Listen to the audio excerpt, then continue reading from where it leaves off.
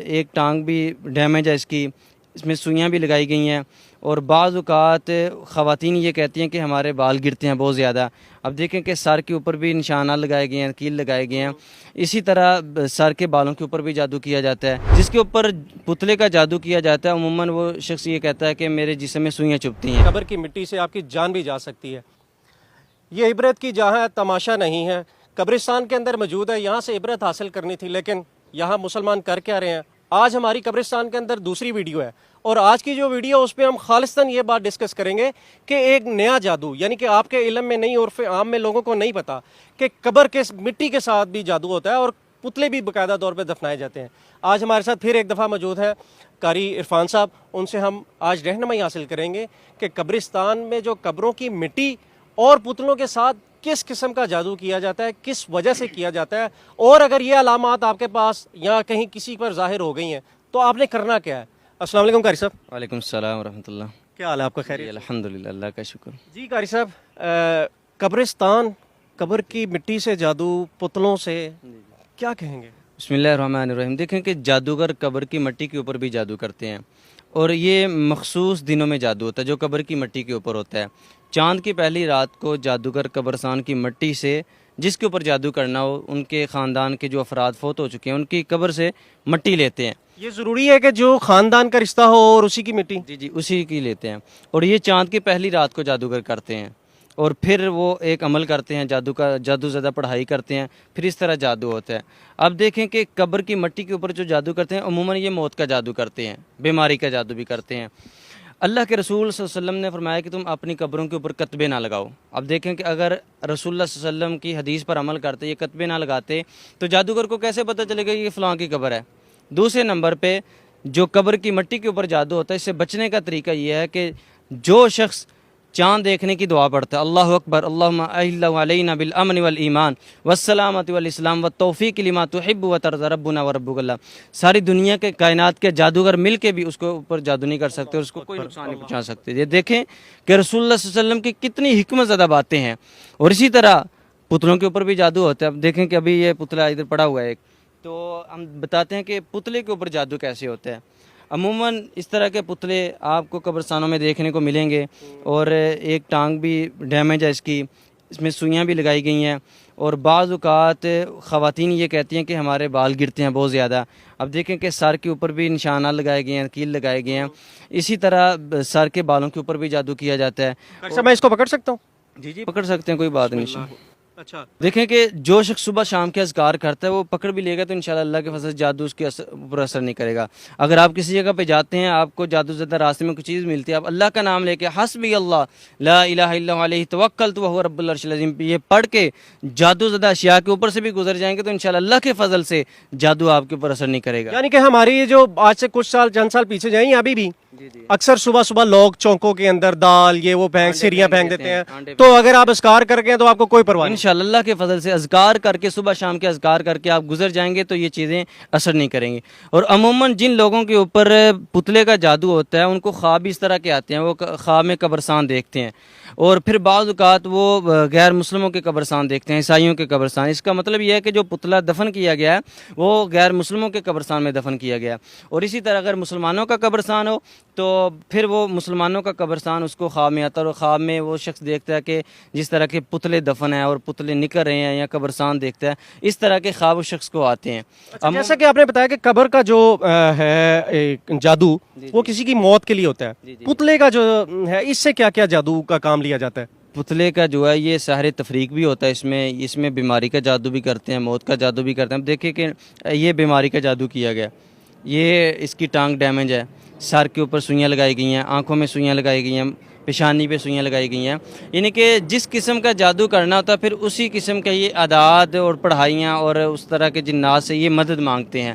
اور عموماً جن لوگوں کے اوپر یہ دیکھیں کہ سوئیاں لگائی گئی ہیں، جس کے اوپر پتلے کا جادو کیا جاتا ہے عموماً وہ شخص یہ کہتا ہے کہ میرے جسم میں سوئیاں چبھتی ہیں، اور ایسے کہ جیسے میرے جسم سے آگ نکلتی ہے، تو یہ اس طرح کی کیفیات اس کے ساتھ ہوتی ہیں۔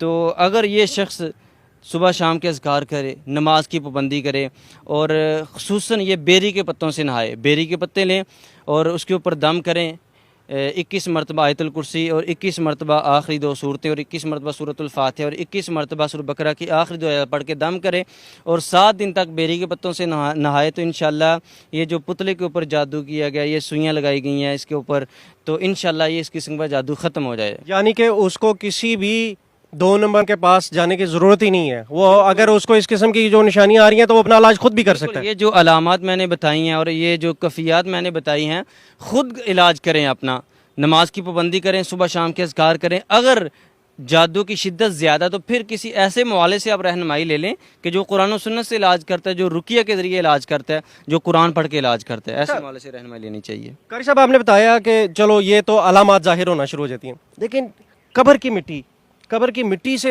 آپ نے کسی کی موت کا علاج کرنا ہے، آپ کو کیسے پتہ لگے گا کہ آپ پر جادو ہو چکا ہے؟ یہ ایک بڑا اہم سوال ہے. یہ کیسے پتہ لگے گا کہ آپ پر جادو ہو رہا ہے؟ دیکھیں کہ عام شخص کا پتہ چلنا تو یہ ناممکن ہے. ایسے معالج کے پاس جائیں جو قرآن و سنت سے علاج کرتا ہے، وہ آپ کی رہنمائی بھی کرے گا انشاءاللہ. اور سب سے بڑی بات یہ ہے کہ جو جادوگر ہیں، اگر یہ لوگ ان کے پاس جائیں جادو کا علاج کروانے کے لیے، تو جادوگر یہ کہتے ہیں کہ جو قبر کی مٹی کے اوپر جادو کیا گیا، چونکہ وہ چاند کی پہلی رات کو ہوتا ہے، تو اس کا توڑ جو ہے، اس کا علاج جو ہے وہ بھی چاند کی پہلی رات کو ہی ہوگا. اب دیکھیں کہ ایک شخص کے اوپر جادو ہے، وہ پورا 1 مہینہ انتظار کرے کہ چاند نکلے گا، چاند کی پہلی رات کو ہم یہ علاج کروائیں گے. اسلام عالمگیر دین ہے. الیوم اکملت لکم دینکم واتممت علیکم نعمتی ورضیت لکم الاسلام دینا. اسلام ہماری ہر کام میں رہنمائی کرتا ہے، دینی معاملات میں، دنیاوی معاملات میں، معاشی معاملات میں، معاشیات میں، سیاسی معاملات میں. تو قرآن یہ کہتا ہے، قرآن سے ہم رہنمائی لیں. کسی بھی قسم کا جادو ہو تو فلق ناس پڑھیں انشاءاللہ. قبر کی مٹی کے اوپر جادو کیا گیا ہے، پتلے کے اوپر جادو کیا گیا ہے، تعویذات کے اوپر جادو کیا گیا ہے. آخری 2 صورتوں میں اللہ سبحانہ و تعالیٰ نے اتنی طاقت رکھی ہے کہ ہر قسم کے جادو کا یہ توڑ ہے. دیکھیں کہ جب رسول اللہ صلی اللہ علیہ وسلم کے اوپر جادو ہوا تو اس وقت آخری 2 صورتیں نازل ہوئی تھی. بالوں کے اوپر جادو ہوا تو اس سے یہ پتہ چلتا ہے کہ ہر قسم کا جادو آخری 2 صورتوں سے اس کا علاج ممکن ہے. اچھا، بڑا اہم سوال یہی ہے اور ہماری اس ویڈیو کا آخری سوال بھی یہی ہے کہ جس کے اوپر کوئی موت کا یا جادو کیا جا رہا ہو، کیا اس کو کوئی علامات پتہ لگ سکتی ہیں؟ بالکل. اس کو پہلی بات تو یہ ہے کہ نماز میں سستی اور جسم میں بے چینی، عصر سے لے کے مغرب اور عشاء کے درمیان اس کے سر میں درد، کندھوں میں درد، ٹانگوں میں درد. اور اسی طرح سب سے بڑی جو علامات ہیں ان میں سے یہ ہے کہ اس کو ڈرونے خواب آتے ہیں. خواب میں کبھی سانپ دیکھے گا، کبھی چھپکلی دیکھے گا، کبھی دیکھے گا کہ گندا پانی اور میں گندے پانی میں ہوں. اسی طرح کے خواب اس کو ڈرونے خواب آئیں گے. تو اس کا مطلب یہ ہے کہ اگر نماز میں سستی ہے، دیکھیں کہ شیطان سب سے پہلے عبادات سے دور کرتا ہے، اللہ کے ذکر سے دور کرتا ہے، پھر اس کے بعد آپ کے اوپر حملہ کرتا ہے. تو جب آپ کی نماز میں سستی، غفلت آ رہی ہے تو اس وقت آپ اپنا علاج شروع کر دیں. اب دیکھیں کہ صحابی رسول اللہ کے پاس آتے ہیں، اللہ کے نبی چند دنوں سے نماز میں خشوع خضوع نہیں ہے، کاروبار میں دل نہیں لگتا اور اللہ کے نبی سستی کاہلی ہے. تو اللہ کے رسول صلی اللہ علیہ وسلم نے ایک دعا بتائی، فرمایا کہ تم یہ دعا پڑھو، اللہم انی اعوذ بک من الہم والحزن واعوذ بک من العجز والکسل واعوذ بک من البخل والجبن واعوذ بک من غلبۃ الدین وقہر الرجال. وہ صحابی کہتے ہیں کہ میں نے اس دعا کو پڑھا، چند دن کی بات ہی وہ ساری کیفیت ختم ہو گئی.